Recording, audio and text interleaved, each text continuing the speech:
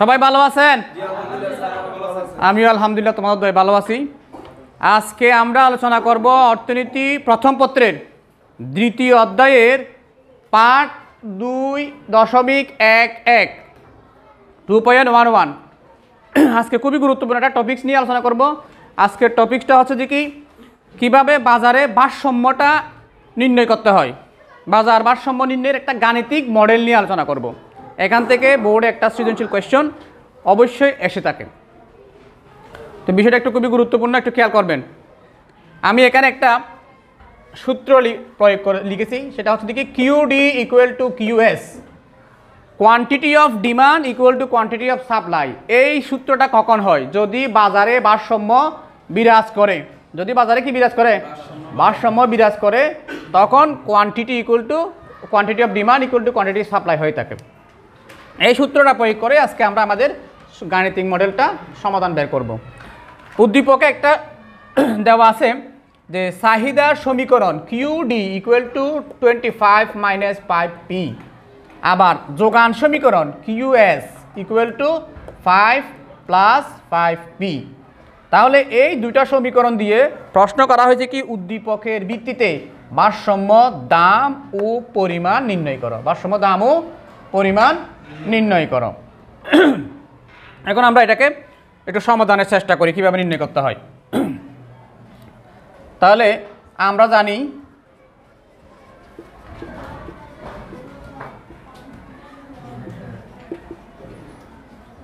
ভারসাম্য অবস্থায়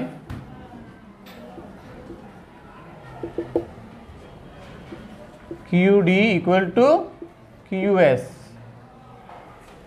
এই কিউডি ইকুয়াল টু কিউএস এই সূত্রটাকে প্রয়োগ করে এই সূত্রে আমরা এখন মান বসাবো। কিসের মান? কিউডি। কিউডি এর মান এই যে এখানে দেওয়া আছে কিউডি, কোয়ান্টিটি অফ ডিমান্ড।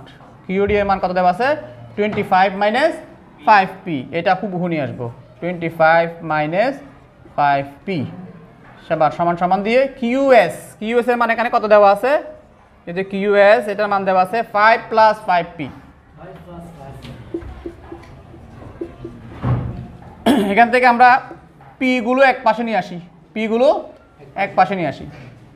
তাহলে এখানে মাইনাস 5p আছে, তারপরে এই পাশ থেকে প্লাস 5pটা সমানের এই পাশে চলে আসলে এটা হবে মাইনাস 5p।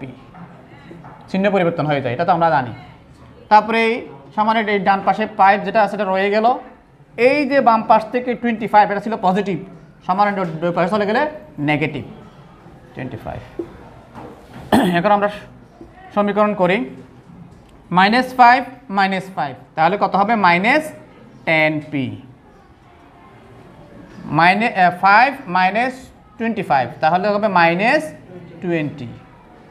এখানে উভয় পক্ষ থেকে আমি যদি মাইনাস সাইনটা বর্জন করি তাহলে কত হবে? 10p equal to 20। আমার দরকার পি এর মান। কিসের মান? পি এর মান। সেই জন্য আমি পি কে রেখে দিলাম, 10কে এই পাশে ভাগ করে দিলাম। সুতরাং আমরা পি এর মান পেয়ে গেলাম কত? 2।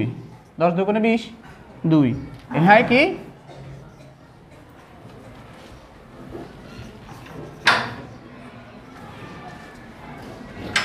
এটি ভারসাম্য দাম? এটি কি ভারসাম্য দাম? তাহলে আমরা ভারসাম্য দামটা পেয়ে গেলাম। আমাকে প্রশ্ন করা হয়েছিল ভারসাম্য দাম এবং পরিমাণ নির্ণয় করতে। কি নির্ণয় করতে? ভারসাম্য দাম এবং পরিমাণ নির্ণয় করতে। দাম মানে হচ্ছে পি আর পরিমাণ হচ্ছে কিউ।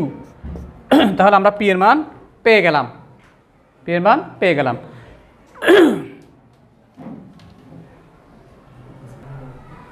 এখন ভারসাম্য দাম যে পি ইকুয়াল টু 2 পেয়েছিলাম, সেই ভারসাম্য দাম পি ইকুয়াল টু 2 মানটিকে চাহিদা সমীকরণে বসাই। তাহলে আমাদের কাছে চাহিদা সমীকরণ যেটা দেওয়া আছে এটা হচ্ছে কি QD equal to 25 minus 5p। তাহলে এখানে শুধুমাত্র পি এর জায়গায় আমরা ভারসাম্য দাম 2 বসাই দিব। তাহলে আমাদের ফলাফলটা কি আসে দেখি। 25 মাইনাস 5p এর জায়গায় যদি আমি 2 বসাই তাহলে 25 মাইনাস 10 ইকুয়াল টু কত? 15। তার মানে quantity of demand equal to 15। একইভাবে পি এর মানটি আবার যদি কোথায় বসাই, যোগানে বসাই, আবার পি এর মানটি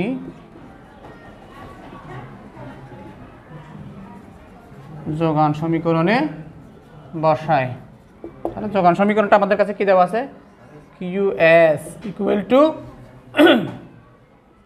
5 + 5p।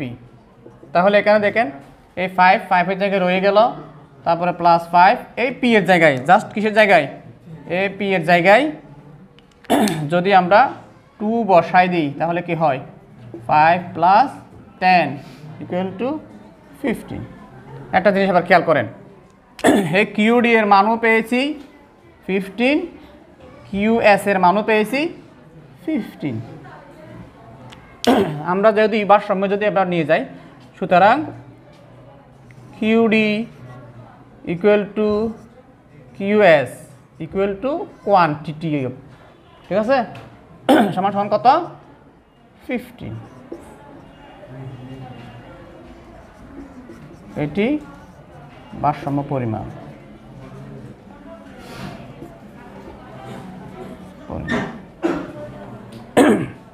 তাহলে আমরা ভারসাম্য পরিমাণটাও পেয়ে গেলাম, যেহেতু আমরা জানি যে QD ইকুয়াল টু QS, তাহলে QD এর মান 15, QS এর মানও 15, তার মানে কোয়ান্টিটি হচ্ছে ভারসাম্য পরিমাণ বা কোয়ান্টিটি হচ্ছে কত, 15।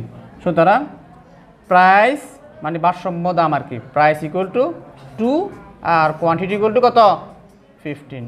এটাই হলো ভারসাম্য দাম আর এটা হলো ভারসাম্য পরিমাণ। এভাবে এই উদ্দীপক থেকে আমরা গাণিতিক মডেল প্রয়োগ করে, কি প্রয়োগ করে, গাণিতিক মডেল প্রয়োগ করে ভারসাম্য দাম এবং পরিমাণ নির্ণয় করতে পারি।